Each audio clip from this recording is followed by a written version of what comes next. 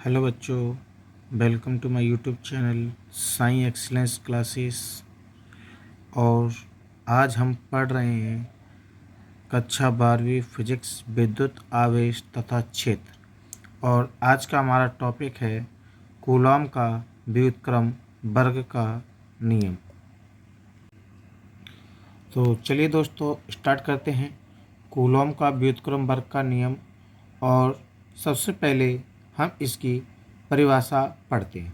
परिभाषा क्या लिखी है, देखिए कि इस नियम के अनुसार दो स्थिर बिंदु आवेशों के बीच लगने वाला आकर्षण या प्रतिकर्षण बल उन आवेशों के परिमाण के गुणनफल के समानुपाती तथा उनकी बीच की दूरी के वर्ग के व्युत्क्रमानुपाती होता है। ठीक है, यानी कि ठीक है, क्या था कि इस नियम के अनुसार कि दो स्थिर बिंदु आवेश, दो बिंदु हैं जो कि क्या एक जगह पे स्थिर है, और उन बिंदु आवेशों के बीच लगने वाला हमारा जो बल होता है, चाहे वो आकर्षण बल हो या प्रतिकर्षण बल हो, उनके परिमाण के गुणनफल के समानुपाती तथा उनकी बीच की दूरी के वर्ग के व्युत्क्रमानुपाती होता है। ठीक है, तो चलिए दोस्तों अब इसको हम एक थोड़ा व्यंजक के रूप में इसको समझते हैं क्या है। तो हम लोगों ने यहाँ पे क्या किया है, एक चित्र के माध्यम से हम लोगों ने दो बिंदु आवेश मान लिए कि माना कि Q1 और Q2 दो बिंदु आवेश हैं जिनकी जो बीच की दूरी है वो कितनी है, R है। ठीक है, दो बिंदु आवेश Q1 और Q2 और उनके बीच की दूरी R। तब इन दोनों बिंदु आवेशों के बीच जो लगने वाला बल है वो क्या होगा, F अनुक्रमानुपाती Q1 इंटू Q2, जिसे हम लोगों ने समीकरण 1 नाम दे दिया। और आगे अगर बात करें तथा F अनुक्रमानुपाती 1/r², जिसे समीकरण नाम कौन सा दिया, 2। अब देखो, जब हम इन दोनों समीकरणों को मिलाएंगे तो दोनों समीकरणों को मिलाने पे क्या मिलेगा, F अनुक्रमानुपाती Q1 इंटू Q2/r²। ठीक है, और जैसे ही हमारा यहाँ से ये अनुक्रमानुपाती हटेगा तो क्या आ जाएगा, A आ जाएगा।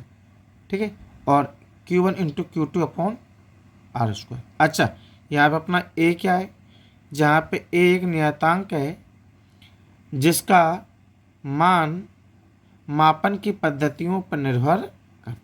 अब मापन की पद्धतियों में कैसे, जैसे कि मैंने पहले बात की एसआई पद्धति में।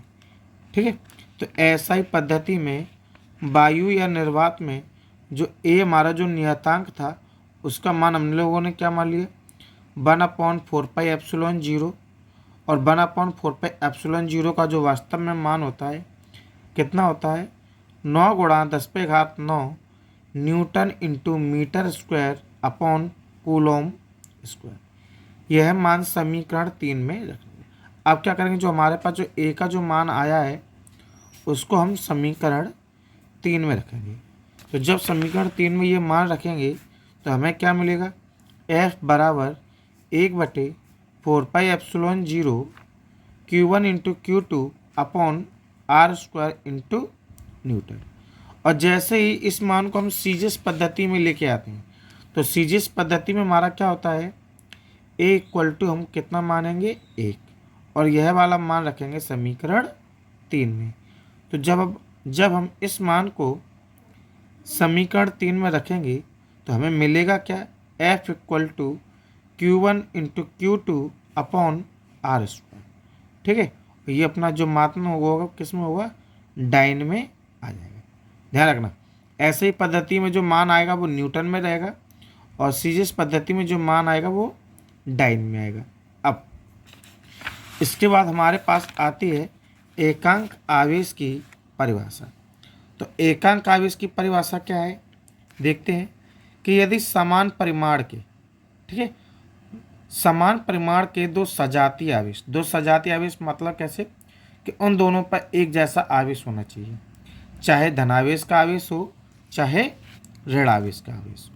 ठीक है, यानी कि यदि समान परिमाण के दो सजातीय आवेश वायु या निर्वात में 1 मीटर की दूरी पर स्थित होने पर वह एक दूसरे को 9 × 10⁻9 न्यूटन के बल से क्या करें, प्रतिकर्षित करें, तो प्रत्येक आवेश क्या हो जाएगा, हमारे एक एकांक आवेश कहलाएगा। ठीक है दोस्तों, तो ये हो गया हमारे पास आज का टॉपिक। अगर वीडियो पसंद आए तो चैनल को लाइक शेयर सब्सक्राइब जरूर कीजिए और साथ में हमें बताइए कि अगला वीडियो आपको कौन से टॉपिक पे चाहिए। मिलते हैं नेक्स्ट वीडियो में, तब तक के लिए धन्यवाद।